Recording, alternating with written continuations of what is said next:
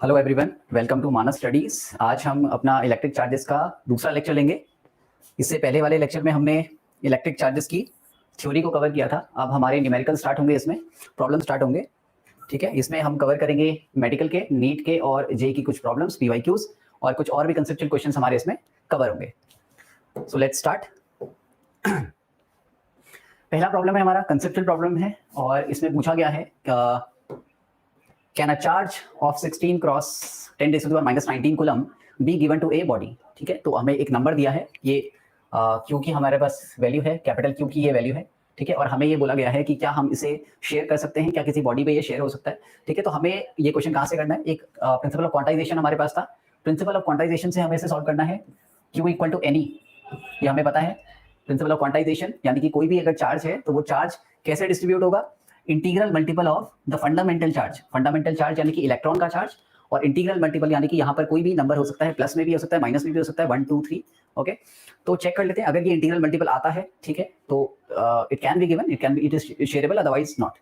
तो चेक कर लेते हैं, क्यू इक्वल टू एनी लगा के इसमें capital Q equal to any n cross e. यहाँ पर कैपिटल क्यू की जगह आएगा 16 cross 10 raised to the power -19 coulomb. ये चार्ज है हमारे पास, टोटल चार्ज यानी कि सोर्स चार्ज।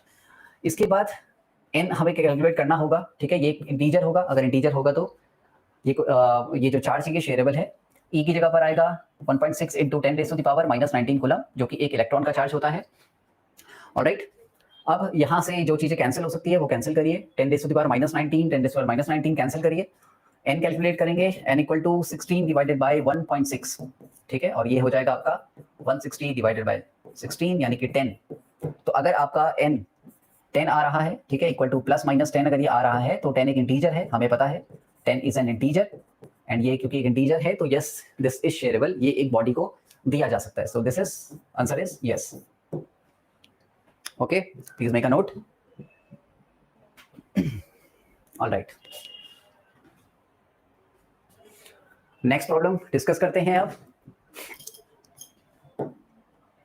नेक्स्ट प्रॉब्लम है अ चार्ज क्यू, एक सोर्स चार्ज है हमारे पास, कैपिटल क्यू लिखा है इसे। ठीक है, ये एक सोर्स चार्ज है। It is divided into two parts such that the electrostatic force between two parts is maximum.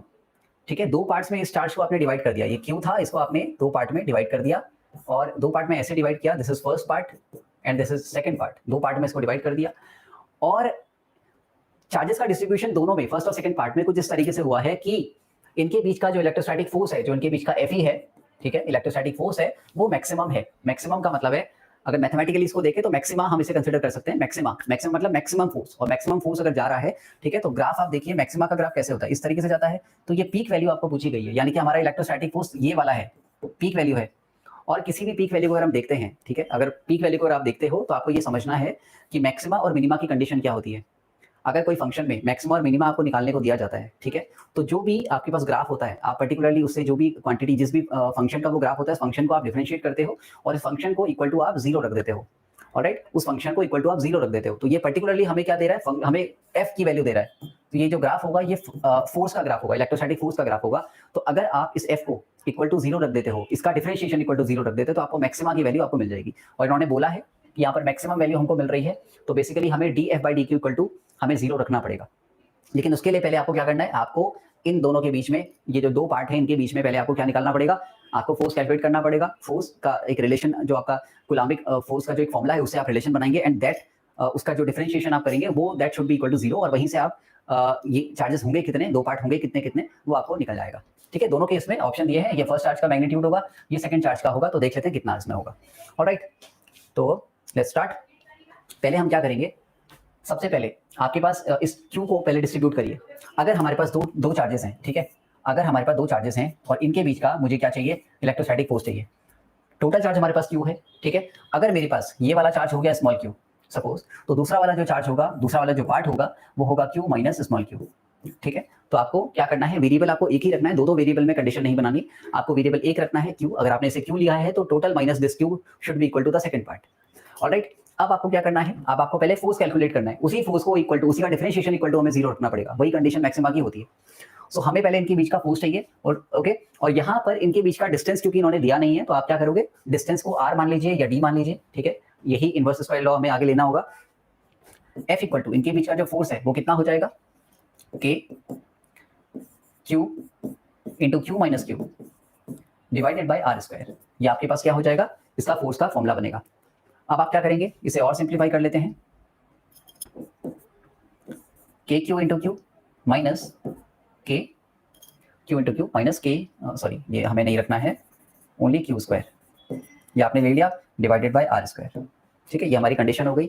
अब आपको क्या करना है, इस पूरे कंडीशन को देखिए, इसमें आपको मैक्सिमा की कंडीशन लेनी है। So d F by D Q, d F by D q आपको लेना है। ठीक है, और आगे हो गया आपका D by D Q, D by D Q of F, यानी कि ये पूरा function which is K Q Q minus Q square upon are square, ये आपको रखना है। ठीक है, अब इसके बाद इसे और सिंप्लीफाई कर लेते हैं। अब मैं केवल ये आरएचएस वाला पॉइंट रख रहा हूँ। D by D Q of this function क्या हो जाएगा आपका, के इंटू क्यू। ठीक है, अच्छा देखिए, इसमें एक चीज और है, आपको ये समझना है कि यहाँ पर क्यू है, के Q into Q minus Q, आपने दो फोर्सेज, दो आपने चार्जेस को आपने मल्टीप्लाई करना है, अपॉन में आपका आर स्क्वायर है।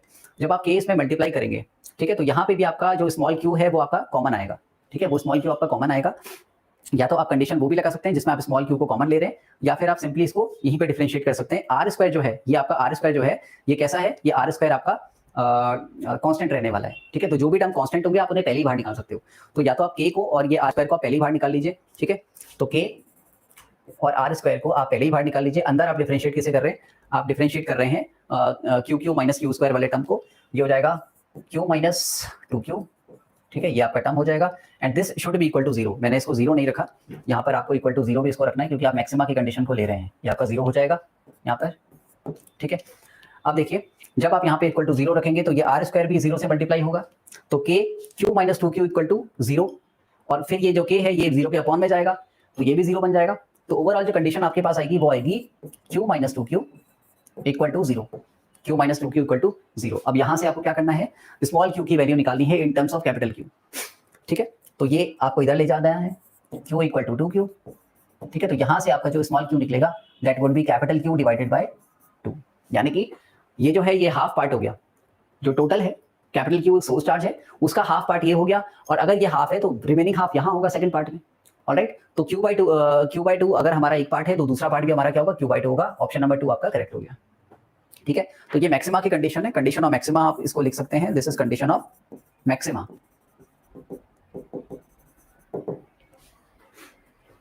Please make a note.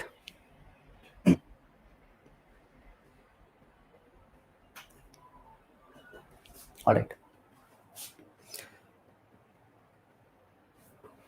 Third question आ गया हमारे पास दो पॉइंट चार्जेस हैं ए एंड बी, उनके चार्जेस हैं plus q and minus q, and are placed at certain distance apart and force acting between them is F. उनके बीच में जो फोर्स है वो एफ है। ठीक है, if 25% charge of A is transferred to B then force between the charges becomes. ठीक है, आपको वर्ड टू वर्ड कैरी करना है क्वेश्चन को। फर्स्ट लाइन में क्या है, सेकंड लाइन में क्या है, पहले उसे कैरी कर लीजिए, देन आप लिख लीजिए उसे एक बार। ठीक है, तो हमारे पास दो चार्जेस हैं, हमें कंसिडर भी नहीं करना चार्जेस क्या क्या हमें लेने, वो ऑलरेडी दे रखा है आपके पास, plus q and minus q. ठीक है, सॉरी,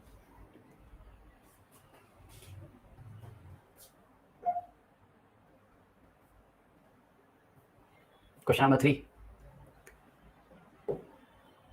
ठीक है, plus q and minus q, ये दो चार्जेस हमारे पास है। ठीक है, they are placed at a certain distance apart and force between them is F. ठीक है, तो कोई डिस्टेंस हम अपने आप से ले सकते हैं यहाँ पे। ऑलराइट, ये 9f/16 होगा यहाँ पे, 9f/16, और ये होगा आपका 16f/9। ठीक है, बाकी हम चेक कर लेते हैं क्वेश्चन सॉल्व करके। ओके, एक चार्ज है आपका प्लस क्यू। ठीक है, एक चार्ज है आपका, और सेंटर टू सेंटर डिस्टेंस आपको लेना है यहाँ पे, एक चार्ज है आपका माइनस क्यू। ठीक है, इनके बीच का जो फोर्स ऑफ अट्रैक्शन है वो है एफ। आप यहाँ पे डिस्टेंस को आर ले सकते हैं, इनके बीच का डिस्टेंस हम लेते हैं कि आर है। ठीक है, अब इस समय जब इनका डिस्टेंस आर है, plus Q minus Q charges हैं, तो अभी इनका जो फोर्स है वो एफ है। अब ये केस फर्स्ट है, ये फर्स्ट केस है आपका। ठीक है, ये आपका फर्स्ट केस है। सेकंड केस में कहते हैं are placed at a certain distance apart, कुछ डिस्टेंस आर डिस्टेंस अपार्ट ये हैं, force acting between them is F. यहाँ तक हम पहुंच गए। अगर 25% charge of A is transfer to B, ये वाला ए है हमारा, और ये वाला हम कहते हैं कि ये वाला हमारा बी है। ए से बी में आपका 25% चार्ज चला गया, 1/4 आपने चार्ज बी को दे दिया ए का। ठीक है, तो कितना चार्ज यहाँ पर रह जाएगा, ऑलरेडी इसके पास प्लस क्यू चार्ज था।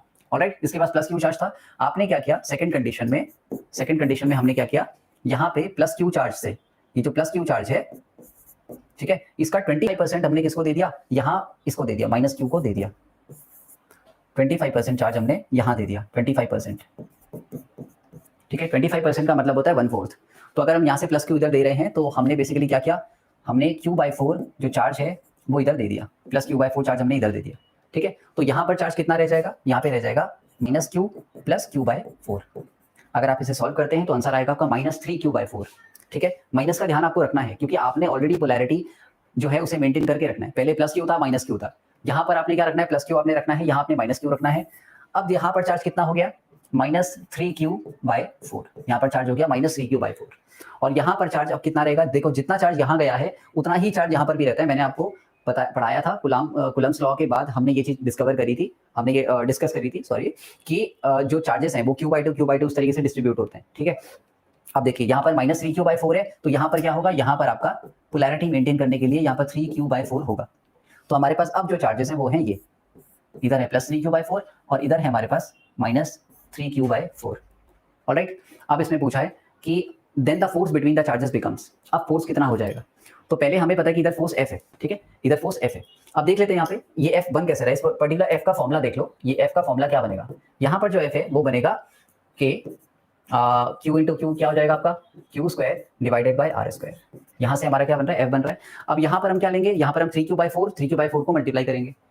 तो अब जो F' हमारा होगा, दिस इज F'। अब ये चेंज है, वैल्यू चेंज हो गई है तो आप इसको F मत लीजिए, आप F' है। F' हो जाएगा आपका के 3Q/4 multiplied by 3Q/4 divided by distance. अभी भी इनके बीच में R है, ऐसा कुछ भी नहीं बोला गया है कि डिस्टेंस इनका चेंज हो रहा है, तो अभी भी आप यहाँ पे क्या रखोगे, आप यहाँ पे रखोगे R²। ऑलराइट, अब देखिए कि 9Q² डिवाइडेड बाय 16, ठीक है, और अपॉन में क्या है, अभी भी यहाँ पर आपका R है, R² है, ठीक है, R² है।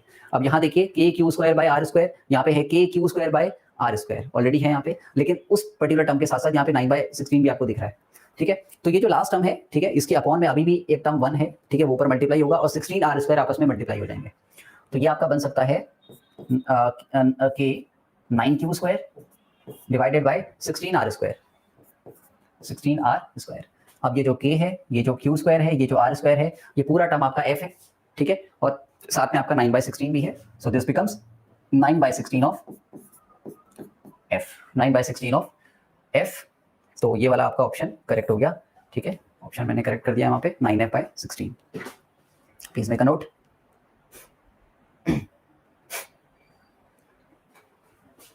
Alright, clean, select. नेक्स्ट है आपका ओके ये आपका प्रॉब्लम्स हम देख लेते हैं। देखो ये आपका PYQ था, नीट 2019 का ये क्वेश्चन था। इसके बाद हमारा जो क्वेश्चन अब आ रहा है, this is medical entrance exam का ये क्वेश्चन है, 2010 में पूछा गया था, ठीक है।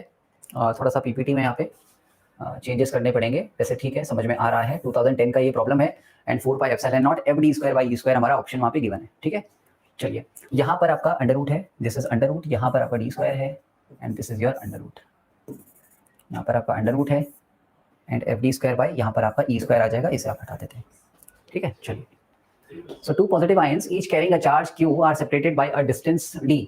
दो आयंस है हमारे, उनका स्मॉल q उनका चार्ज है और उन्हें हमने सेपरेट करा हुआ है स्मॉल d डिस्टेंस से, ठीक है। If F is the force of repulsion between the ions, ठीक है, अगर उनके बीच में फोर्स ऑफ रिपल्शन, जो दो आयंस हैं, ठीक है, आयनाइज हो रखे हैं ऑलरेडी, तो उनके बीच में जो फोर्स ऑफ रिपल्शन है, फोर्स ऑफ रिपल्शन है, अट्रैक्शन नहीं है, ठीक है। इलेक्ट्रोस्टैटिक दोनों तरह से हो सकता है क्योंकि लाइक चार्जेस हैं तो आपका रिपल्शन हो रहा है, रिपल्शन उनके बीच में F है, F इज द रिपल्शन। आप मार्क करते रहिए सारी वैल्यूज को। Number of electrons missing from each ion will be, number of electrons कितने मिसिंग होंगे, ठीक है, नंबर ऑफ इलेक्ट्रॉन्स कितने मिसिंग होंगे, क्योंकि देखो अगर इलेक्ट्रॉन्स मिस हो रहे हैं, चार्जेस अगर मिस हो रहे हैं तो वो क्या करेंगे, आयनाइज करेंगे पार्टिकल्स को। अब देखिए, हमेशा हमें जब भी आपसे कोई नंबर पूछा जाता है तो हमेशा आपको ध्यान में रखना है क्वांटाइजेशन का, प्रिंसिपल ऑफ क्वांटाइजेशन ही हमेशा यूज होगा, प्रिंसिपल ऑफ क्वांटाइजेशन ही हमेशा यूज होगा, Q = NE।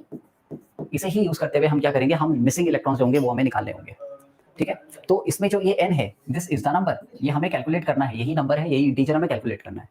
अब यहाँ पे देख लीजिए, दो पॉजिटिव आयंस को ले लो, दिस इज Q, ये आपका Q है, और दूसरा जो आयन होगा आपका वो भी आपका Q होगा। इनके बीच का डिस्टेंस आपका स्मॉल d है, ठीक है, और इनके बीच में जो फोर्स ऑफ रिपल्शन है वो आपका है F, यहाँ पे F इस तरफ से और यहाँ से F आपने रिपल्शन दिखा देना है अपोजिट डायरेक्शन में, ठीक है। फोर्स ऑफ रिपल्शन अब आपका नंबर ऑफ इलेक्ट्रॉन्स मिसिंग जो है वो हमें निकालना है, ठीक है। तो नंबर ऑफ इलेक्ट्रॉन्स जो मिसिंग होंगे, मिसिंग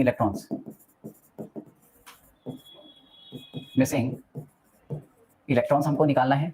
तो मिसिंग इलेक्ट्रॉन्स होंगे हमारे क्वांटाइजेशन से, Q इक्वल टू Ni का जो N है वो हमें निकालना पड़ेगा। ऑलराइट, अब पहले इसमें जो फोर्स है उसका फॉर्मूला बना लेते हैं।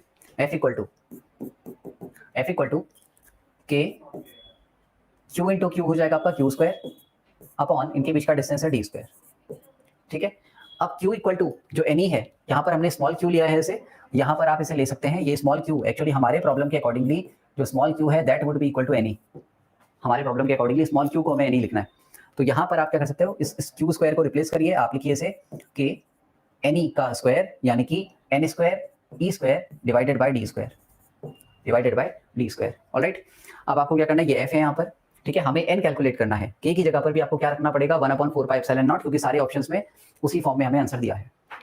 तो f इक्वल टू यहाँ पर हो जाएगा, k का आंसर होगा 1/4 पाई एप्सिलॉन नॉट आगे d स्क्वायर, न्यूमरेटर में n स्क्वायर e स्क्वायर, ये हमें लिखना है, ठीक है।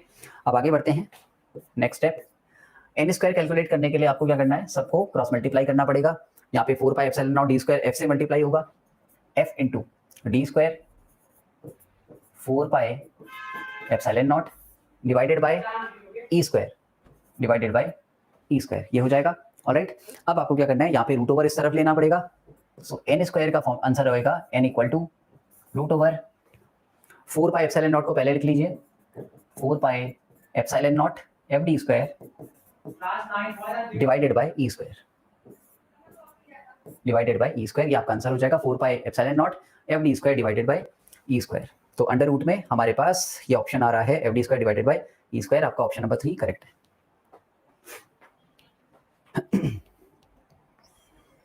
ठीक है, please make a note.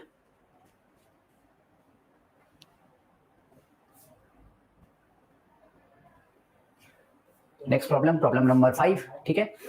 Suppose the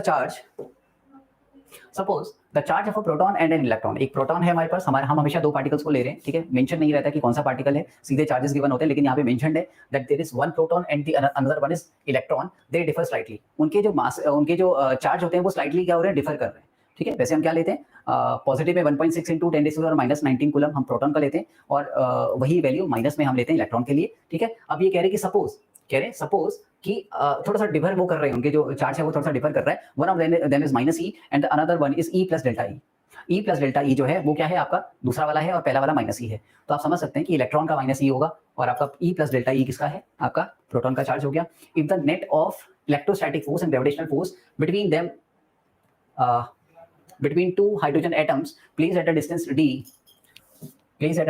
d much greater than the atomic size apart is 0, ठीक है। अब दो हाइड्रोजन एटम्स की बात हो रही है, हाइड्रोजन एटम्स मतलब पॉजिटिव चार्ज होगा, ठीक है। दो हाइड्रोजन एटम्स की बात हो रही है, उनमें जो इलेक्ट्रोस्टैटिक फोर्स है, उनमें जो ग्रेविटेशनल फोर्स है, दोनों का जो समेशन हो रहा है वो इक्वल टू 0 आ रहा है। इसका मतलब ये है कि इलेक्ट्रोस्टैटिक और ग्रेविटेशनल फोर्स दोनों उनके बीच में क्या है, बराबर है। ग्रेविटेशनल फोर्स, ठीक है, दो हाइड्रोजन एटम्स का, और gravitational force between two hydrogen atoms का, दोनों के दोनों इक्वल हो गए, ठीक है। फिर कह रहे हैं कि जो डिस्टेंस है इनके बीच की, ठीक है, that is much greater than the atomic size. इसका मतलब हमें इन्हें पॉइंट चार्जेस कंसीडर करके चलना है या पॉइंट मास कंसीडर करके चलना है, बिकॉज इनके बीच की जो डिस्टेंस है that is greater than their atomic size या उनका जो एटॉमिक रेडियस होगा, ठीक है। Then delta E is of the order of, तो डेल्टा ई जो है वो किस ऑर्डर का होगा, ठीक है। अब इन दोनों में जो डिफरेंस है चार्जेस का वो डेल्टा ई ही है।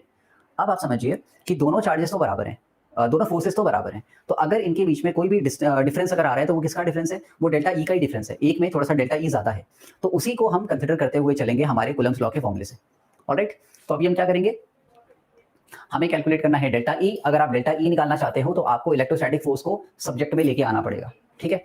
तो हमारे पास सपोज एक हाइड्रोजन एटम है, दिस इज हाइड्रोजन एटम, ठीक है। दूसरा हाइड्रोजन एटम हमारे पास ये है, देखिए। अगर इनके बीच में सेंटर टू सेंटर डिस्टेंस में से ज्वाइन कर लेता हूँ तो इनके बीच में जो ग्रेविटेशनल फोर्स होगा वो तो ऑब्वियसली क्या होगा, क्योंकि म्यूचुअली अट्रैक्टिव होता है, तो उसको आप इस तरीके से दिखाओगे, दिस इज एफ जी, यहाँ पर होगा एफ जी और एक एफ जी यहाँ पर होगा, इस तरीके से, ठीक है। इसका इसके ऊपर, इसका इसके ऊपर, दोनों के बीच में म्यूचुअल अट्रैक्शन होगा। और क्योंकि दोनों पॉजिटिवली चार्ज होंगे तो इनका इलेक्ट्रोस्टैटिक फोर्स आपको किस तरफ दिखाना है, बाहर को दिखाना है, दिस इज एफ ई, और इस तरफ को आपको दिखाना है एफ ई, ठीक है। अब देखिए यहाँ पर जो इनके बीच में चार्जेस हैं वो देख लीजिए पहले। एक तरफ आपका चार्ज होगा माइनस ई और एक तरफ होगा आपका charge E plus delta E, ठीक है।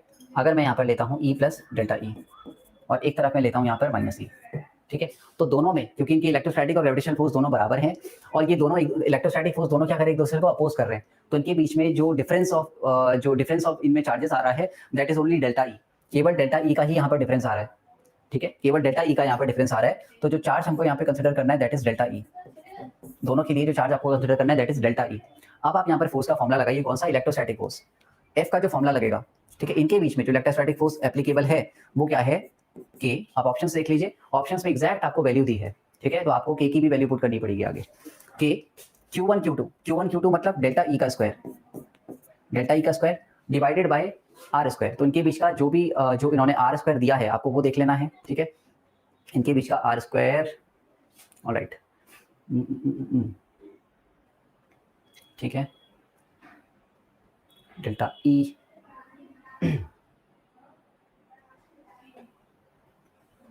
ठीक है, ये हो जाएगा आपका आर स्क्वायर, ये आपका इलेक्ट्रोस्टैटिक फोर्स है, क्योंकि गिवन नहीं है तो आपको सिंपली आर स्क्वायर लिखना है यहाँ पे, और इनके बीच का जो ग्रेविटेशनल फोर्स है आप उसको भी लिख लो, F G equal to G m1 m2, देखो m1 m2 क्या लिखेंगे, आपके पास मास ऑफ हाइड्रोजन गिवन है, ठीक है, ये हम उसमें हमने रीड नहीं करा, ठीक है, मास ऑफ हाइड्रोजन ऑलरेडी गिवन है आपके पास, तो जी m1 m2 क्या रहेगा, आपके पास mass of hydrogen multiplied by mass of hydrogen, यानी कि आपको इसका स्क्वायर करना है, mh लिख रहा हूँ मैं मास ऑफ हाइड्रोजन के लिए, ठीक है, मैं mh लिख रहा हूँ मास ऑफ हाइड्रोजन के लिए जो आपको गिवन है ऑलरेडी, ठीक है, मास ऑफ हाइड्रोजन एक्चुअली क्या है, ये प्रोटॉन का मास है, मैंने आपको बताया था ये प्रोटॉन का मास इतना ही होता है, ठीक है, ये दिस इज प्रोटॉन का मास, और इलेक्ट्रॉन का मास क्या होता है, me, आपको याद रखना है me भी होता है 9.1 इंटू 10⁻³ kg, ये आपका इलेक्ट्रॉन का मास होता है, गिवन ना हो तो आप करेंगे, gmh का स्क्वायर डिवाइडेड बाय यहाँ पर आ जाएगा आपका आर स्क्वायर, यहाँ पर आ जाएगा आपका आर स्क्वायर,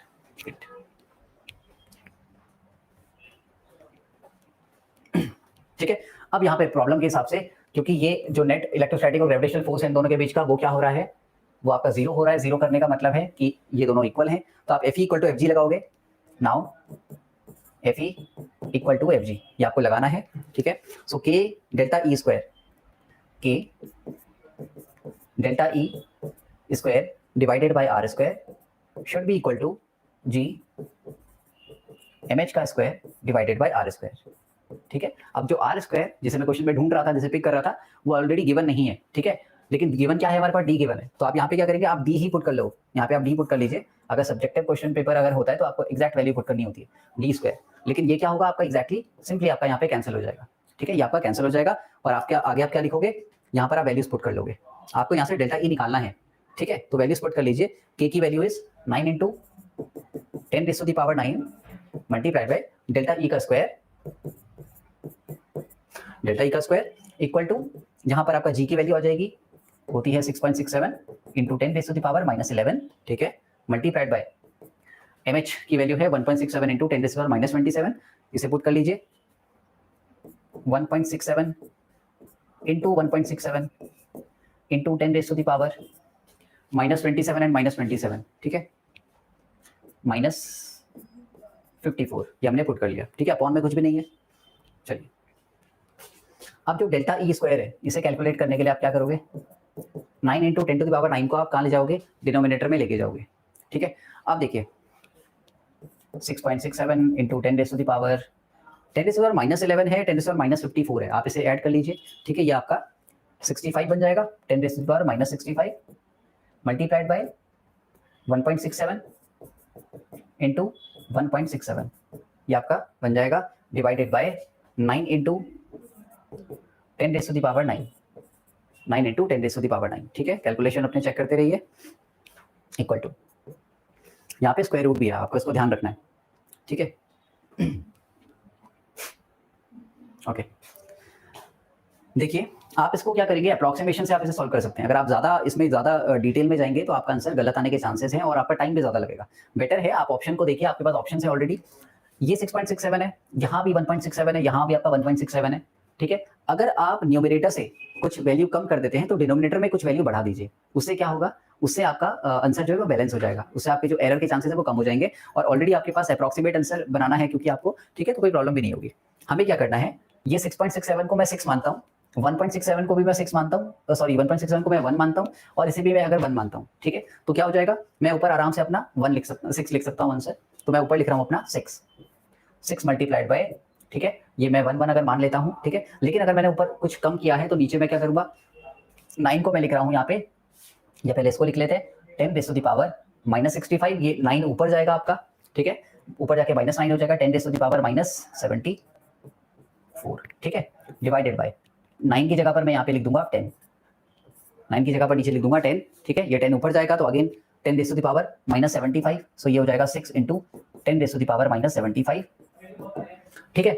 अब ये स्क्वायर रूट है, यहाँ पर रूट लगेगा, तो 75 डिवाइडेड बाय 2 आपको करना पड़ेगा, ठीक है, अप्रॉक्सीमेट आंसर आपका क्या होगा, 37 के नियर अबाउट होगा, ठीक है। जब आप डेल्टा ई यहाँ से कैलकुलेट करेंगे तो आपको क्या करना पड़ेगा, रूट ओवर करना पड़ेगा 6 into 10 raise to the power -75 का, ठीक है, ये -75 डिवाइडेड बाय 2 हो जाएगा, तो आपका आंसर आ जाएगा 10 raise to the power -37 coulomb, approximate answer, please make a note.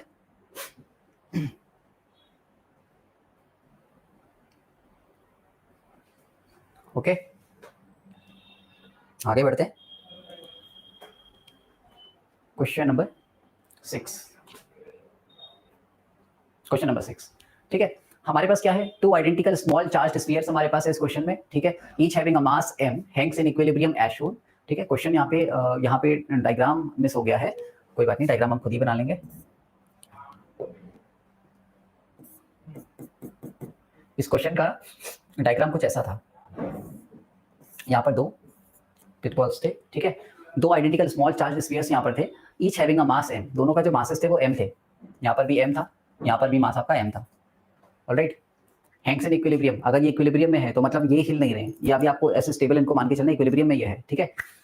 The length of each string is l, ये जो स्ट्रिंग है, स्ट्रिंग तो ये है, जैसे ये लटक रहे हैं तो ये आपका l हो जाएगा। कई बार स्टूडेंट्स गलती ये करते हैं कि बीच में आप डॉटेड लाइन बना देते हैं और इसे आप l बना देते हैं, वो l नहीं है, ठीक है, वो l नहीं है, बेसिकली स्ट्रिंग की लेंथ उन्होंने l बोला है, उन्होंने कहा कि स्ट्रिंग की लेंथ l है तो ये आपका l है और ये आपका l है, ठीक है, यहाँ पे गलती नहीं करनी है हमको। And the angle made by any string with the vertical is theta, अगर आप वर्टिकल के साथ एंगल बनाते हैं, ये स्ट्रिंग है, ये स्ट्रिंग है, इस तरीके से एंगल पे है, वर्टिकल ये है, ठीक है, तो वर्टिकल के साथ आपको एंगल बनाना है, दिस इज वर्टिकल, और इसके साथ ये एंगल बन रहा है थीटा और ये एंगल बन रहा है थीटा, कितना थीटा है वो नहीं पूछा है, वो प्रॉब्लम्स में आगे करेंगे, फिलहाल ये थीटा थीटा हम यहाँ पे एंगल ले लेते हैं, ठीक है। ऐसे ही प्रॉब्लम हमारे आगे नेक्स्ट जो हमारा टॉपिक होने वाला है इलेक्ट्रिक फील्ड, वहां पर भी आने वाले हैं, ठीक है, लेकिन अभी बेसिक प्रॉब्लम हम यहाँ पे ले रहे हैं, अननोन्स के टर्म्स में हम यहाँ पे ले रहे हैं, दिस इज थीटा, ठीक है।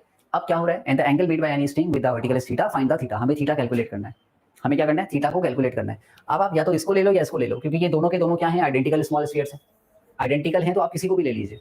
यहाँ से अगर आप ऊपर डॉटेड लाइन बनाते हैं, ठीक है, तो देखिए क्या हो रहा है, ये आपका स्ट्रिंग है, स्ट्रिंग में क्या आता है, स्ट्रिंग में कौन सा रिस्टोरिंग फोर्स आएगा, भाई ये अपना वेट नीचे लगाएगा, ठीक है, इसका वेट होगा mg, इसका अपना वेट होगा mg, ठीक है, इसमें सेम वही चीजें होंगी, मैं केवल इसमें आपको समझा रहा हूँ।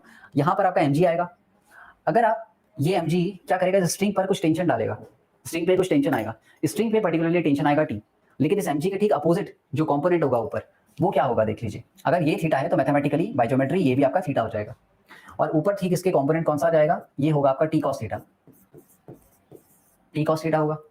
अगर ये आपका t cos थीटा है तो ठीक अपोजिट आपको देखना है क्या होगा, इस तरफ को आपका एक इलेक्ट्रोस्टैटिक फोर्स लगेगा, ठीक है, चार्जेस हैं, मासेस हैं, चार्जेस हैं, इलेक्ट्रोस्टैटिक फोर्स इस तरीके से बाहर को जाएगा, और एक आपका इस तरफ को क्या होगा, f sin थीटा होगा, ये क्या होगा आपका f sin थीटा होगा, ये पर्टिकुलरली इस वाले बॉल के लिए होगा, दिस इज mg, ये आपका t cos थीटा, बाहर को fe और इस तरफ को आपका f sin थीटा। अब हमें करना क्या है, हमें निकालना है थीटा, थीटा निकालने का मतलब है आप यहाँ पे tan थीटा से थीटा निकाल सकते हो, थीटा आपका फिर tan इनवर्स समथिंग आपकी कुछ वैल्यू बनेगी।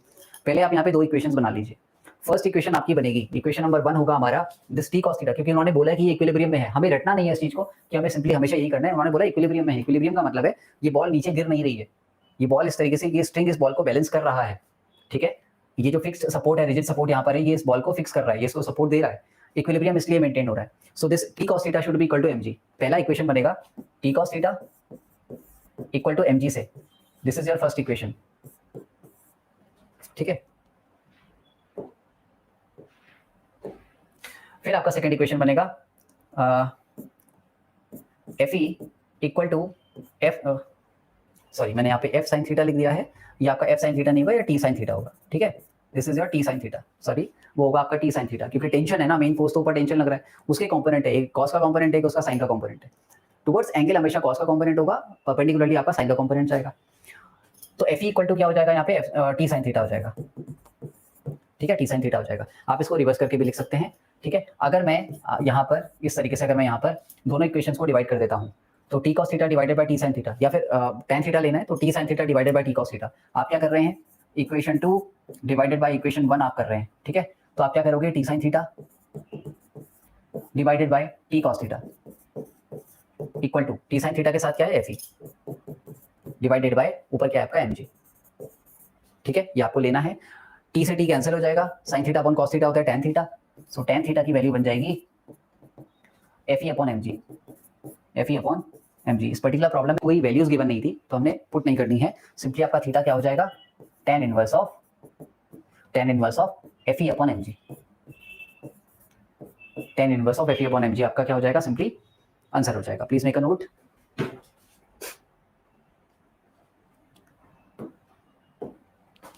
Next problem, question number 7। हमारे पास क्या है, दो पिच बॉल्स गिवन है, ठीक है। There are two pith balls carrying equal charge, ठीक है। Carrying equal charges are suspended from a common point by strings of equal length, the equilibrium separation between them is R, ठीक है। इनके बीच का जो इक्विलिब्रियम सेपरेशन है वो क्या है, आर है, स्मॉल आर है, ठीक है। और यहाँ पर आप देख सकते हैं दिस इज y बाई 2 और यहाँ पर है y। ऐसा क्यों हो रहा है, बिकॉज इसमें आगे बताते कि now the strings are rigidly clamped at half the height, ठीक है। पहले ये जो स्ट्रिंग्स थे इनके बीच में क्या है, दो पिच बॉल्स हैं, इनके चार्जेस इक्वल है, आपको मेंशन करना है, suspended from a common point. अगर चार्जेस इक्वल है यानी इसका चार्ज भी क्यू है, इसका चार्ज भी क्यू है, ठीक है। यहाँ पर भी चार्ज क्यू है तो यहाँ पर भी चार्ज क्यू है। डिस्टेंस इनके बीच का आर है, स्मॉल आर है। पहले इनको सस्पेंड करा है, कितना हाइट पे आपका रिजिड सपोर्ट लगा हुआ है, एक सपोर्ट ऊपर लगा है, ये कितना ऊपर है, वाई हाइट पे है।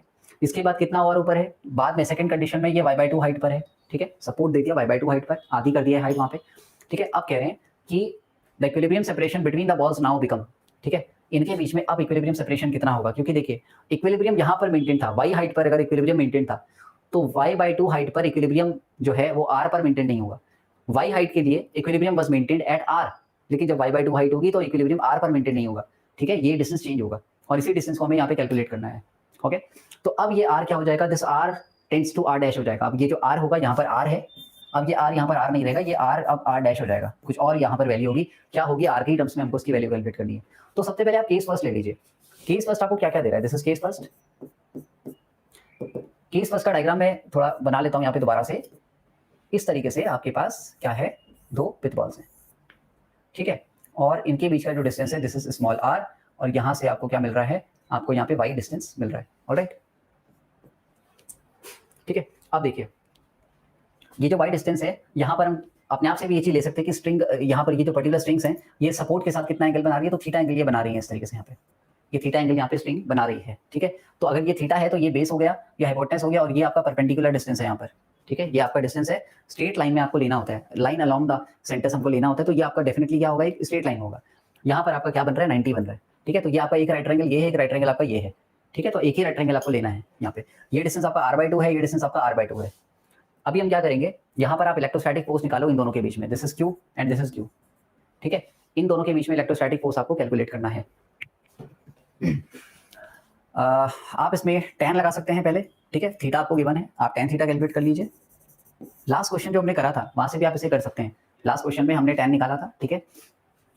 tan थीटा देख लो यहाँ पे, tan थीटा क्या बनेगा, ये आपका डिस्टेंस है कुछ, ये स्ट्रिंग की लेंथ है, ये y है, इसकी जरूरत हमको नहीं पड़ेगी, ये y की जरूरत हमको है, स्मॉल r की, ये r बाई 2 की जरूरत हमको है, ठीक है। cos थीटा क्या होगा, cos थीटा होता है आपका बेस अपॉन हाइपोटेनस, ठीक है। cos थीटा होता है आपका बेस अपॉन हाइपोटेनस, ये आपका r बाई 2 है, ये आपका y है, ठीक है।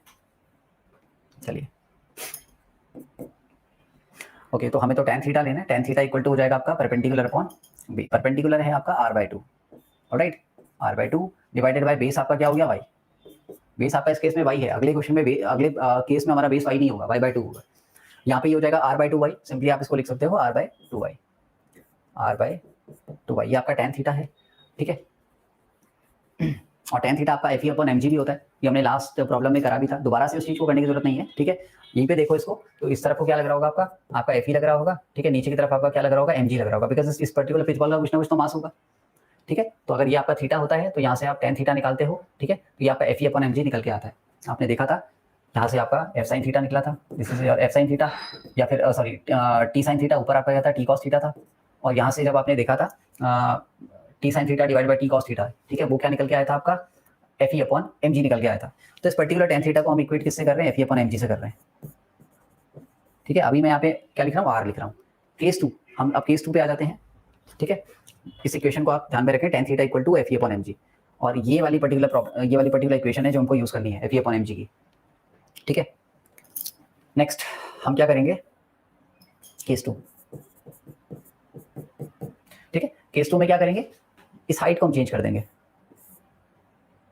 सपोर्ट कुछ यहाँ पर है आपका, ठीक है, और यहाँ पर आपका क्यू है, यहाँ पर भी आपका चार्ज क्यू है, ठीक है। ये आपका हाइट जो है, अब आपका हाइट हो गया y बाई 2। कंडीशन आपको वही लगानी है, दिस इज योर थीटा, ये आपका थीटा है, नीचे mg लग रहा है, और वही चीज आपको दोबारा से करनी है, tan थीटा आपको निकालना है। Now this tan theta becomes, अब देखिए tan थीटा क्या होगा, r बाई 2 तो अभी भी रहेगा, r बाई 2 तो अभी भी रहेगा, लेकिन जहां पर हमने y लिया था वो अब y बाई 2 हो जाएगा। y बाई 2 मतलब यहाँ पे y और यहाँ पे ऊपर 2, 2 से 2 कैंसिल करोगे तो एक्चुअली कितना बनेगा, और r की जगह पर देखो, अब हमें r नहीं लेना है, इसे हमें लेना है r dash, this is our r dash, ठीक है। तो r dash into 2 upon 2y, ये हो जाएगा आपका r dash upon y, r dash upon y, और ये आपका बनेगा F E upon M G. दोनों ही कंडीशन में आपको क्या मिल गया, आपको मिल गया F E upon M G. अब आप क्या कर सकते हैं, F E upon M G को आप क्या कर सकते हैं यहाँ पे, ठीक है, F E upon M G हमको मिल गया। F E upon M G को हम कर सकते हैं, क्योंकि अभी भी ये इक्विलिब्रियम कंडीशन में है, तो आप F E upon M G को इक्वेट कर सकते हैं, ठीक है।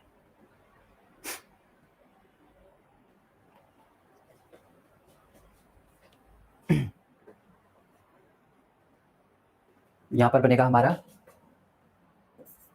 r by 2y equal to r dash upon y, ठीक है, r by 2y equal to r dash upon y, ये हमारी कंडीशन बन जाएगी। यहाँ से आप y से y कैंसिल कर सकते हो, ठीक है। यहाँ पे आपका r बन जाएगा, सॉरी r डैश बन जाएगा r बाई 2, ठीक है, r डैश आपका बन जाएगा r बाई 2, ये कंडीशन हमारी बन रही है।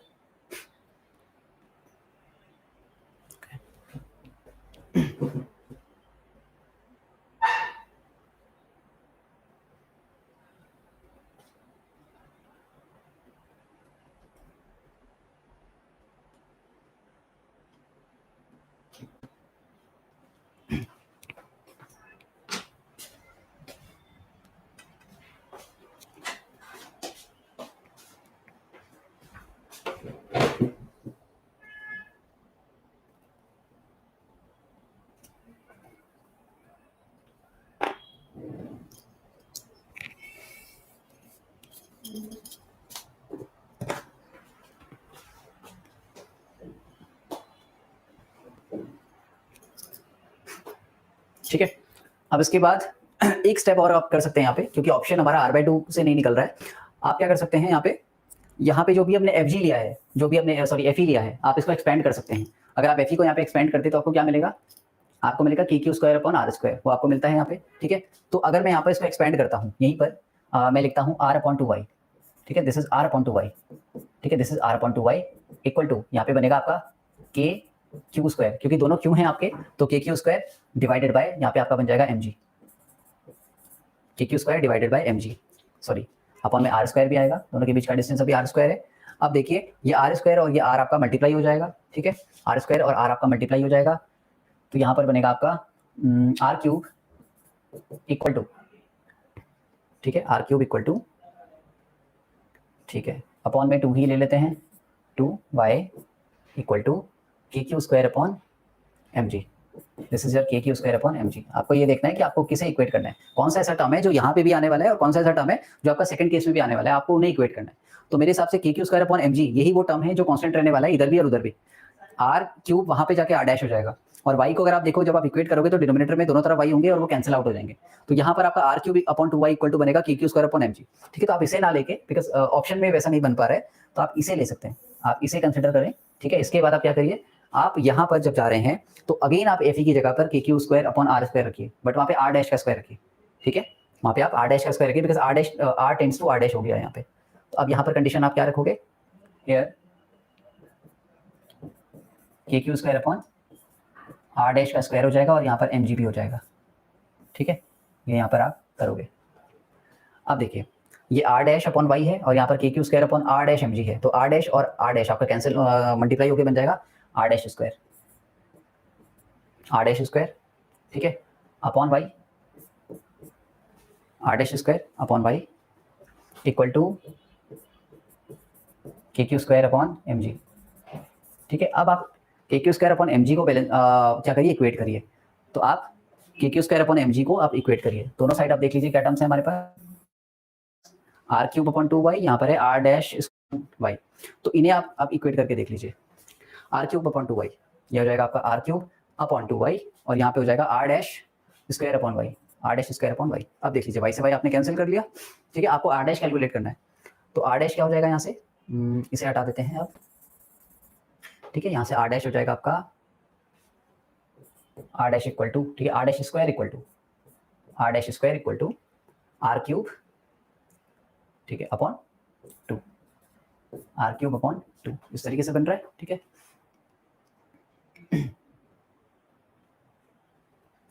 ठीक है, अब आपका r डैश हो जाएगा root over of r cube upon 2, ठीक है। कुछ गड़बड़ हो रही है कहीं पर,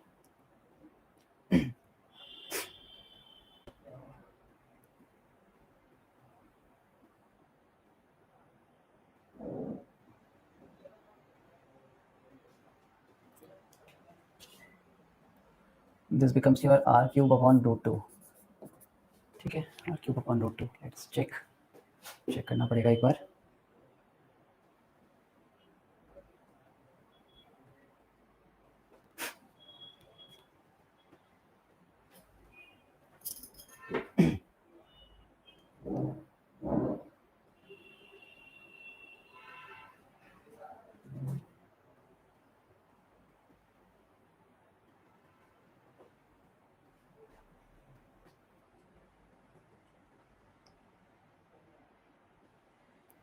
आई एम सॉरी, यहाँ पर मेरा स्क्वायर था और मैंने इस स्क्वायर को स्क्वायर से मल्टीप्लाई नहीं किया, ठीक है, तो यहाँ पर गड़बड़ हो गई, एक्चुअली ये भी आर क्यूब बन रहा है मेरा, ठीक है, ये मेरा आर स्क्वायर नहीं होगा, this would become r cube और यहाँ पर भी होगा आपका आर क्यूब, ठीक है, प्रॉब्लम भी खत्म हो गया, यहाँ पर भी होगा आर क्यूब, यहाँ पर भी होगा आपका आर क्यूब, ठीक है, ये आपका बन जाएगा,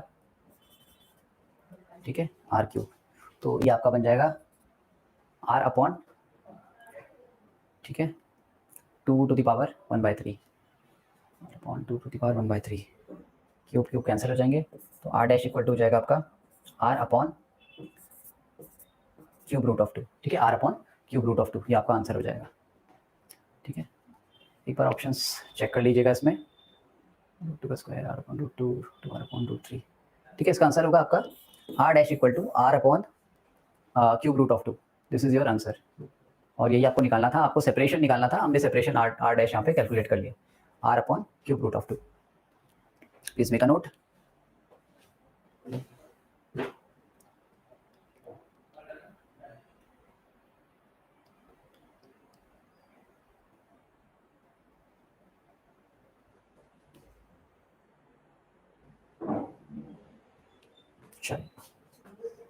ठीक है, आगे बढ़ते हैं। आई थिंक ऑप्शंस आपको एक बार थोड़ा सा देख लेने हैं, आई थिंक ऑप्शंस कुछ गड़बड़ हो गए हैं इसमें, ठीक है, आगे बढ़ते हैं। आंसर है आपका r upon cube root of 2। फिर आपका नेक्स्ट क्वेश्चन है question number 8, 4 equal point charges each q are placed on the four corners of a square of side A, calculate the force on any one of the charges। ठीक है, किसी भी एक charge पे आपको क्या करना है, आपको फोर्स कैलकुलेट करना है। हमारे पास बेसिकली एक स्क्वायर है, आप इसका डायग्राम खुद भी बना सकते हैं, गिवन भी होगा तो अच्छा है।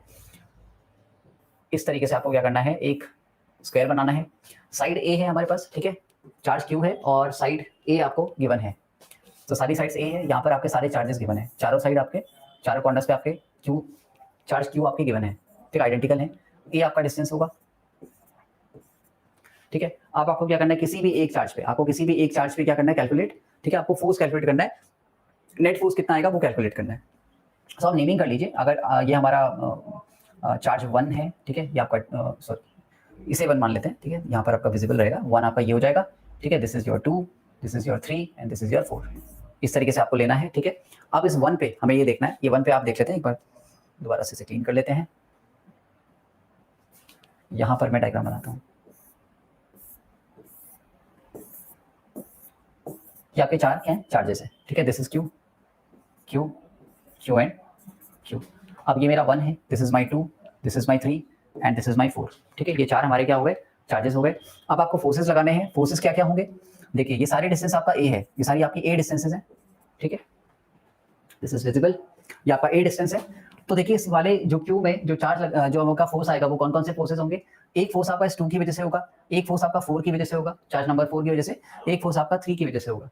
ठीक है, तो 3 आपके फोर्सेज यहाँ पर जाएंगे। इस तरीके से आपको ऊपर एक फोर्स देना है, ये आपका F4 होगा। एक फोर्स आपका 2 की वजह से आगे आएगा, इसे आपको नाम देना है F2। और एक फोर्स आपका ये 3 की वजह से आएगा, इसे आपको नाम देना है ऊपर F3। ठीक है, F3। अब बीच में F3 के साथ एक और रिजल्टेंट फोर्स आएगा। ठीक है, क्योंकि फोर्स एक वेक्टर क्वांटिटी है, तो आपको हमेशा ध्यान में रखना है कि आपको समेशन भी करना है तो आपको वेक्टर सम करना है। आपको F4 और F2 का दोनों का क्या करना है, वेक्टर सम करना है। तो वो वेक्टर सम जो होगा ना उसका रिजल्टेंट आपको लेना पड़ेगा और वो रिजल्टेंट टुवर्ड्स F3 ही जाएगा। तो आपको फाइनल जो नेट फोर्स आपको निकालना पड़ेगा ऑन चार्ज 1, वो कैसे निकलेगा, वो आपका एक्चुअली F3 प्लस वो जो रिजल्टेंट फोर्स है F4 और F2 का, वो आएगा। ठीक है, तो कैलकुलेट करते हैं इसे। सबसे पहले आप क्या करिए, इनके डिस्टेंसेस को कैलकुलेट कर लीजिए। देखो ये जो डिस्टेंस होगी ये होगी आपके A√2। आप सिंपल पाइथागोरस थ्योरम लगाएंगे, this is A, this is A। आपका ये जो हाइपोटेनस होगा वो क्या होगा, √(a² + a²), वो बनेगा आपका 2 √2a²। रूट आपका बाहर 2 आपका A आपका बाहर आ जाएगा, तो A√2 आपका ये आपका डिस्टेंस हो जाएगा। ठीक है, centre to centre distance between charge 1 and charge 3। ठीक है, बाकी इन दोनों में तो आपका A रहेगा, F2 में और F4 में आपका A रहेगा। तो पहले आप F2 और F4 निकाल लो, क्योंकि वो मैग्नीट्यूड सेम रहने वाला है। अगर मैं F2 और F4 को देखूं तो सेंटर टू सेंटर डिस्टेंस आपका सेम है, A है, और आपका चार्ज भी सेम आइडेंटिकल है, Q चार्जेस हैं, तो वो सेम आने वाला है। F2 = F4, ये आपका रहेगा K Q²। ठीक है, Q1 Q2 यानी Q² डिवाइडेड बाय A²। ठीक है, इस पर्टिकुलर वैल्यू को मैं यहाँ पे फिलहाल शॉर्ट में F लिख लेता हूँ, बिकॉज इतना पूरा टर्म लिखने से बेटर है आप इसको F लिख लो। अब आप अब आप निकालिए यहाँ पे F3। F3 की वैल्यू डिफरेंट होगी, KQ² तो सेम रहेगा, लेकिन डिवाइडेड बाय A√2 का आपको स्क्वायर करना है। तो ये आपका हो जाएगा ये आपका 2 रहेगा और ये आपका A² बन जाएगा, तो आपका बनेगा KQ²/2A²। ठीक है, अब KQ²/A² तो आपका F है, तो ये बन जाएगा आपका F/2। This is your F/2। ठीक है, ये आपका F/2 होगा। अब अगर आप वेक्टोरियलिस डायग्राम को देखें, पर्टिकुलरली F4 और F2 यहाँ पर क्या कर रहे हैं, इनका जो यहाँ पर रिजल्टेंट होगा उसको लेना जरूरी है। ठीक है, इधर आपका F4 है, इधर आपका है F2, इधर है आपका F2। ठीक है, ऊपर आपका F4 है, उधर आपका F2 है, बीच से आपका इसका रिजल्टेंट जाएगा, दिस वुड बी FR। ये FR क्या होने वाला है, इसका फोर्स है F, इसका फोर्स है F, तो क्या हो जाएगा FR आपका √(f² + f²). ठीक है, यही यहाँ पे लेने वाला है, क्योंकि 90 डिग्री है। ठीक है, ये पूरा 90 डिग्री बन रहा है, तो यहाँ पर आपका +2f² cos थीटा वाला टर्म आपको हटा देना है। ठीक है, cos 90 आपका क्या होता है, cos 90 आपका 0 होता है। तो ये हो जाएगा आपका यहाँ पर 2f² और वो हो जाएगा आपका √2 × f या फिर f√2, हो जाएगा आपका f√2। ऑलराइट, तो आपको इस तरफ को FR भी लेना है और इस तरफ को आपका F3 भी लेना है। ये आपका FR भी होगा यहाँ पर और इस तरफ को आपका F3 भी होगा, दोनों को आपको ऐड करना है। तो नेट फोर्स जो आपका निकलेगा, जो आपका F net निकलेगा on charge Q1, F net on charge Q1, वो आपका निकलेगा F/2 प्लस ये F/2 F3 है। ठीक है, प्लस ये वाला F√2, वो होगा आपका बेसिकली F3 + FR। ठीक है, इसे आप क्या लोगे, इसे आप लोगे F/2 plus F√2, F/2 plus F√2। आप इसमें एलसीएम ले लीजिए, पहले आप इसमें एलसीएम ले लीजिए, 2 एलसीएम आ जाएगा, ये हो जाएगा F + F√2। ठीक है, यहाँ पर आप F को 1 ले लो, तो ऊपर रहेगा आपका 1 + √2 डिवाइडेड बाई 2। ठीक है, 1 + √2 डिवाइडेड बाई 2। F की जगह पर आप लिख सकते हो KQ²/A², ऑप्शन में वही चीजें गिवन है, तो आपका ऑप्शन यहाँ पर आंसर F net जो निकलेगा होगा KQ²/A², आपका जो डिस्टेंस है A², और आगे हो जाएगा आपका 1 + √2 डिवाइडेड बाई 2। ठीक है, ऑप्शन मैच कर लीजिए, KQ²/A², 1 + √2। ठीक है, 1 + √2/2, ये वाला ऑप्शन आपका करेक्ट हो रहा है। ऑप्शन नंबर 3 दिख रहा है यहाँ पे, KQ²। ठीक है, KQ²/A²। ठीक है, and 1 + √2 divided by 2, option number 3। Please make a note, आगे बढ़ते हैं।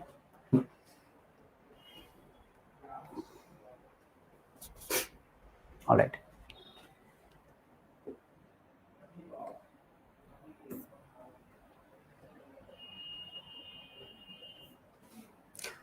क्वेश्चन नंबर 9 में देखते हैं the acceleration of an electron due to the mutual attraction between the electron and a proton when they are 1.6 angstrom apart is, ठीक है। Angstrom आपने सुना होगा, एंगस्ट्रॉम का मतलब है 10⁻⁻10 मीटर, ओके। ऐसा यूनिट में इसकी ये वैल्यू होती है 1.6, आपको उससे मल्टीप्लाई करना है। एक इलेक्ट्रॉन है आपके पास और एक आपके पास प्रोटॉन है, ठीक है। और इनके बीच में जो एक्सेलरेशन ऑफ एन इलेक्ट्रॉन है due to the mutual attraction between this and this when they are इतना अपार्ट इज, तो आपको बेसिकली एक्सेलरेशन फाइंड आउट करना है, ठीक है। आपको क्या निकालना है, एक्सेलरेशन फाइंड आउट करना है, ठीक है। फॉर्मूला होता है हमारे पास F इक्वल टू ma। यहाँ से अगर आप एक्सेलरेशन का फॉर्मूला देखें वो होता है F/m, ठीक है।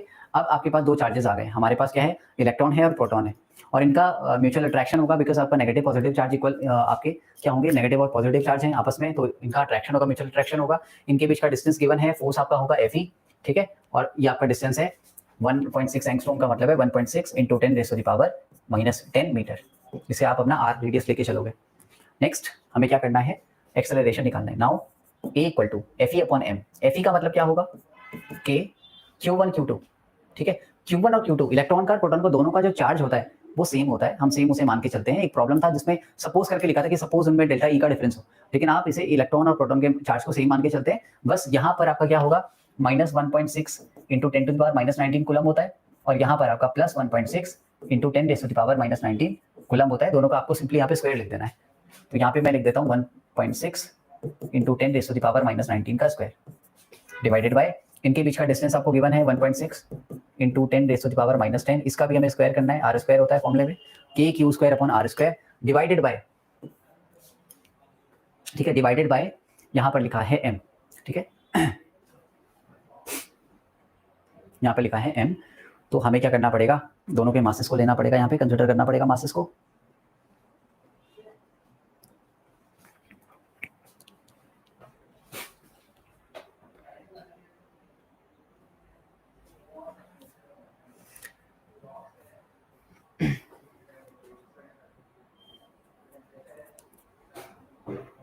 Okay, acceleration of an electron बोला है, तो आपको मास भी कौन सा लेना है, इलेक्ट्रॉन का ही लेना है। 9.1 × 10⁻⁻31 एक्सेलरेशन किसका बोला है, केवल इलेक्ट्रॉन का बोला है, ठीक है। तो कंफ्यूजन अगर हो रहा है कि प्रोटॉन इलेक्ट्रॉन में किसका मास लगा, मास दोनों का डिफरेंट होता है, आपको बता रखा है। तो आपको इलेक्ट्रॉन का निकालना है 9.1 × 10⁻31 kg, ठीक है। आप देख लीजिए, बेसिकली ये न्यूमरेटर है और वो आपका डिनोमिनेटर है। इसके अपॉन में एक और वैल्यू है विच इज़ 1 पर मल्टीप्लाई होगा, k की वैल्यू लगा दीजिए 9 × 10⁻9, ठीक है, मल्टीप्लाइड बाय 1.6 × 1.6, ठीक है, 1.6 × 1.6। तो कोई प्रॉब्लम नहीं है, डिनोमिनेटर यहाँ पर भी 1.6 का स्क्वायर हो रहा है, कैंसिल हो जाएगा, इंटू 10⁻⁻19 38, ठीक है, 38 डिवाइडेड बाय, ठीक है, डिवाइडेड बाय 1.6 × 1.6 × 10⁻, दिस इज -10, तो ये हो जाएगा -20, ठीक है, -20 मल्टीप्लाइड बाय 9.1 को आप 9 ले सकते हैं, इंटू 10⁻⁻31, ये आपको लेना है, ठीक है। Now this becomes your value 1.6 आपके सारे कैंसिल हो गए, ठीक है। अब आपके केवल नीचे 9 लिखा है, ये 9 और ये 9 भी आपका कैंसिल हो जाएगा। अब आपका क्या होगा, 10⁻9 एंड -38, ठीक है, ये हो जाएगा आपका -10 कर दीजिए आप पहले, ठीक है, -10 कर देंगे तो -28 हो जाएगा, -29 आपको लेना है, 10⁻29, ठीक है, मल्टीप्लाइड बाय -20 -31, ये हो जाएगा -51, ऊपर आके हो जाएगा +51, 10⁻+51, ठीक है। कितना बन रहा है वैल्यू चेक कर लीजिए आप, 22, ठीक है। तो 10⁻22 मीटर पर सेकेंड स्क्वायर एक्सेलरेशन की यूनिट होती है, ये हो जाएगा आपका 10⁻22, ठीक है। ये 2020 का क्वेश्चन है।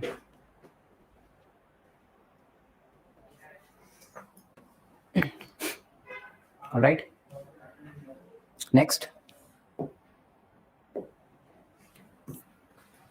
क्वेश्चन लेते हैं। दिस इज जे मेंस 2013 का ये प्रॉब्लम है हमारा, ठीक है। दो चार्जेस हैं, ईच इक्वल टू क्यू, दो चार्जेस हैं, दोनों के दोनों क्यू के बराबर हैं। ऑलराइट, क्यू के बराबर है r capital x equal to a and x equal to -a।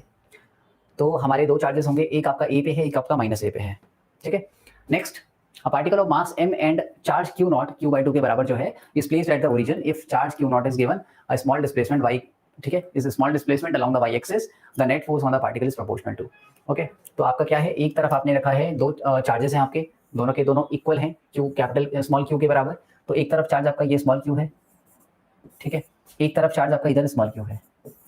अब देखिए ओरिजिन से एक आपका प्लस ए अपार्ट है और एक आपका माइनस ए अपार्ट है, तो ये पूरा डिस्टेंस जो हो जाएगा ना ये आपका 2a हो जाएगा। इधर भी आपका a है, इधर भी आपका a है, एक प्लस ए पे है, एक आपका x इक्वल टू ए पे है, एक आपका x इक्वल टू माइनस ए पे है, ठीक है। तो a प्लस ए आपका 2a हो जाएगा, आप इसको a मानेंगे और ये भी आपका a हो जाएगा 2a। एक और पार्टिकल है मास जिसका m है, ठीक है, इसको हमने क्या रखा है, ओरिजिन पर रखा था, यहाँ पर इसको पहले रखा गया होगा, यहाँ पर इसको रखा गया होगा, लेकिन हुआ क्या, इसको इन्होंने डिस्प्लेस कर दिया, इसको स्मॉल डिस्प्लेसमेंट इन्होंने दे दिया अलोंग द वाई एक्सिस में इन्होंने इसको अलोंग वाई एक्सिस इन्होंने डिस्प्लेस कर दिया, ठीक है। कितना डिस्प्लेस करा है, गिवन अ स्मॉल डिस्प्लेसमेंट, ठीक है, अलोंग द वाई एक्सिस, यानी कि अब ये यहाँ चला गया, ठीक है, अब ये यहाँ चला गया। ये जो डिस्टेंस है ना ये y है, ये और ये y much much smaller than a है, यानी कि इससे काफी ज्यादा छोटा ये y है, ठीक है। डायग्राम में हमने बनाया नहीं इसको इतना, यहाँ पर ये है, अब ये मास यहाँ पर आ गया, स्मॉल मास अब यहाँ पर आ गया। ऑलराइट, अब देखिए, ठीक है, और इसका जो चार्ज है that is q not equal to q/2, इसका चार्ज है क्यू नॉट। अब यहाँ पे देख लीजिए, आप इसको ज्वाइन कर लीजिए, ये डिस्टेंस आपने ज्वाइन कर लिया, ये आपके पास a है, ये a है, ये y है, ये डिस्टेंस हो जाएगा under root of y square plus a square. Similarly यहाँ पर आपका डिस्टेंस हो जाएगा under root of y square plus a square, ये आपका डिस्टेंस हो जाएगा। अब आपको क्या करना है, इसमें फोर्सेस को देख लेना है, इस पर फोर्स क्या क्या लगेगा, इससे और इससे हमें बेसिकली निकालना है कि the net force on the particle is proportional to, इस पर नेट फोर्स कितना लगेगा, इससे भी लगेगा, इससे भी लगेगा, इससे जो फोर्स इस पर लगेगा वो इस तरफ लगेगा, ठीक है, एफ, ठीक है। क्योंकि अगर इन्होंने मेंशन नहीं करा है कि ये नेगेटिव चार्ज है तो अट्रैक्टिव फोर्स तो लगेगा नहीं, पॉजिटिव ही है सारे फोर्सेस, तो इस पर क्या होगा, रिपल्शन इसकी वजह से इधर लगेगा, इसकी वजह से इस पर रिपल्शन इधर लगेगा, ठीक है। बीच में यहाँ पर आप अगर थीटा लेते हैं, यहाँ पर आप थीटा लेते हैं, तो बीच में बाय ज्योमेट्री यहाँ पर भी दो थीटा एंगल बनेंगे, ठीक है। और ये फोर्स का एक कंपोनेंट ऊपर लग रहा होगा, इस वाले फोर्स का जो कि इस वाले चार्ज से आ रहा है, ये होगा एफ कॉस थीटा, और ये वाले फोर्स का भी कंपोनेंट ऊपर ही लग रहा होगा जो होगा हमारा एफ कॉस थीटा अगेन, यानी कि जो नेट फोर्स लग रहा है इस पर वो लग रहा है 2f cos थीटा। ऐसा क्यों कह रहा हूँ, बिकॉज जो साइन वाले कंपोनेंट होंगे वो कैंसिल हो जाएंगे, साइन वाले कंपोनेंट्स कैंसिल हो जाएंगे, अगर ऊपर f cos थीटा लग रहा है तो इस तरफ भी लगेगा एक और फोर्स जो होगा f sin थीटा, और इस तरफ भी लगेगा एक और फोर्स जो होगा f sin थीटा। इसको मेंशन आपको जरूर करना है, ठीक है, बिकॉज ये कंसिडरेबल होता अगर ये कैंसिल ना होता, लेकिन ये f sin थीटा इधर चला गया, f sin थीटा इधर चला गया, इक्वल चार्जेस से फोर्सेज आ रहे थे तो ये बैलेंस हो गए। केवल कंसिडर किसे करना है, f cos theta plus f cos theta को, जो बनेगा आपका 2f cos थीटा, ठीक है, 2f cos थीटा। तो अब आप 2f cos थीटा को कैलकुलेट करिए, आपका जो f नेट होगा that would be equal to 2f cos theta, ठीक है, 2f cos थीटा। आपको 2 को मल्टीप्लाई करना है विद दिस f, फोर्स क्या होगा वो चेक लीजिए, डिस्टेंस बिटवीन दिस मास, ये भी जो चार्ज है क्यू नॉट चार्ज इसका है, ठीक है, इसका distance with both these charges कितना है, under root of y square plus a square, ठीक है। तो वही आएगा यहाँ पर 2 इंटू के Q1 इंटू Q2, तो Q1 हमारे पास क्या है, Q1 तो Q ही, Q1 तो Q नॉट रहेगा हमारे पास, और दूसरा वाला चार्ज का Q रहेगा, ठीक है, डिवाइडेड, चाहे आप ये चार्ज लो या वो वाला चार्ज लो, स्मॉल Q ही रहेगा, डिवाइडेड बाय आर स्क्वायर का मतलब है under root of y square plus a square का स्क्वायर, ठीक है, under root of y square, k q 1 Q2 upon are square हमने बना दिया, मल्टीप्लाइड बाय यहाँ पर आपका कॉस थीटा है, ठीक है, कॉस थीटा की वैल्यू कैलकुलेट करनी है, आप थीटा इसे कंसीडर करिए, ये वाला आपका थीटा है, ठीक है, थीटा अगर ये वाला है, थीटा का बेस देख लीजिए, थीटा होता है आपका बेस अपॉन हाइपोटेनस, बेस आपका ये वाला है, दिस वाई इज बेस, और ये वाला आपका हाइपोटेनस है under root of y square plus a square. तो आप इसे बनाएंगे बेस यानी कि y divided by under root of y square plus a square, ठीक है, y square plus a square. यहाँ पर आप देख रहे हैं कोई भी स्क्वायर नहीं आएगा, सिंपली आप कॉस थीटा की वैल्यू यहाँ पे पुट कर रहे हो। आप देखिए सिंप्लीफाई करिए इसे, 2 मल्टीप्लाइड बाय यहाँ पर आएगा के, ठीक है, के ऑप्शंस आपके पास जो हैं net force on the y, proportionality पूछिए वाई की, मतलब वाई कितना प्रोपोर्शनल में क्या वैल्यू दे रहा है वो आपको निकालना है। अभी तक हमको वाई यहाँ पे केवल सिंपली यहाँ पे वाई दिख रहा है, चेक कर लेते हैं अगर ये वाई की प्रोपोर्शनलिटी चेंज होती है तो हम वहाँ पे देख लेंगे। 2k Q not into Q not की वैल्यू दे रखी है हमको q/2, इसकी वैल्यू q/2 रख दो यहाँ पे, अगर मैं इसकी वैल्यू q/2 रखता हूँ तो वो q और q मल्टीप्लाई होकर बन जाएगा q²/2, जो /2 होगा वो आएगा अपॉन में, ठीक है, और ऑलरेडी मेरे पास इसका स्क्वायर है, इसका स्क्वायर बन जाएगा only Y square plus a square, और यहाँ पर है मेरे पास Y square plus a square की पावर 1/2, ठीक है, पावर बन जाएगी 3/2, ये 2 है हमारे पास, अपॉन में 2 है, मल्टीप्लाइड बाय 1/, यहाँ पे आ गया ये वाला टर्म, एक स्टेप बढ़ाकर बता देते हैं, y square plus a square multiplied by, ये हो जाएगा हमारा y divided by y square plus a square का टू द पावर 1/2, ये हो जाएगा। ऑलराइट, अब देखिए ये 2 से आप इस 2 को कैंसिल करिए, के क्यू स्क्वायर, अब आपका केवल क्यू रह गया है, के क्यू स्क्वायर, और आगे है आपका y divided by y square plus a square की पावर क्या है 1 है, इसकी पावर क्या है 1/2 है, 1 + 1/2 होता है आपका 3/2, सो ये बन जाएगा मेरा y square plus a square to the power 3/2। ठीक है, अब आपको क्या देखना है, इन्होंने दिया है y is much smaller than a, यानी कि जब a के साथ आप एडिशन में इसको ले रहे हो और y का ऑलरेडी स्क्वायर कर रहे हो, तो आप y स्क्वायर को क्या कर सकते हो, कैंसिल कर सकते हो। y ऑलरेडी बहुत छोटा है a से, ठीक है, डायग्राम में हमको थोड़ा बड़ा लग रहा है, लेकिन y एक्चुअली a से बहुत छोटा है, इसमें ये कंसिडर हमें करना पड़ेगा। तो यहाँ पर जो वैल्यू हमारी बनेगी, एफ नेट की जो वैल्यू बनेगी, ठीक है, वो क्या बनेगी, एफ नेट इक्वल टू ये बन जाएगा हमारा k Q square y divided by y square को हटा दीजिए, केवल आप ए स्क्वायर को रखिए, a square to the power 3/2, तो 2 से 2 कैंसिल हो जाएगा, तो ए क्यूब रह जाएगा खाली। ठीक है, यहाँ पे खाली ए क्यूब रह जाएगा, यानी कि हमारा जो एफ नेट है, हमने पूरा सॉल्व करके देख लिया कि एफ नेट हमें प्रोपोर्शनल टू वाई ही है। ठीक है, वाई की प्रोपोर्शनलिटी विद एफ जो पहले से चलती आ रही थी वही है, अभी भी वो चेंज नहीं हुआ। ऑलराइट, क्योंकि नीचे वाला डिनोमिनेटर वाला जो वाई था उसका ऑलरेडी स्क्वायर हो रहा था, उसको हमने हटा दिया। ठीक है, तो अभी भी हमने देखा कि एफ नेट जो है, एफ नेट की प्रोपोर्शनलिटी जो है वो क्या है, वाई के बराबर ही है, f net is proportional to y simply.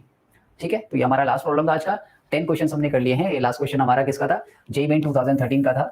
हमने कुछ प्रॉब्लम्स नीट के लिए, कुछ प्रॉब्लम्स हमने जेईई मेंस के लिए। आगे के सेशंस में हम लोग केवीपीवाई के और ट्राई करेंगे कि कुछ ओलंपियाड के भी क्वेश्चन हम लें जो कि नीट और जेईई मेंस लेवल के हैं। ऑलराइट, और एडवांस के लिए हम कुछ नेक्स्ट सेशन अलग से कोई सेशन इसमें रखेंगे। ठीक है, so this is our answer, f net proportional to y. यहाँ पर हमारा फर्स्ट वाला ऑप्शन सही है। ठीक है, please make a note. Thank you.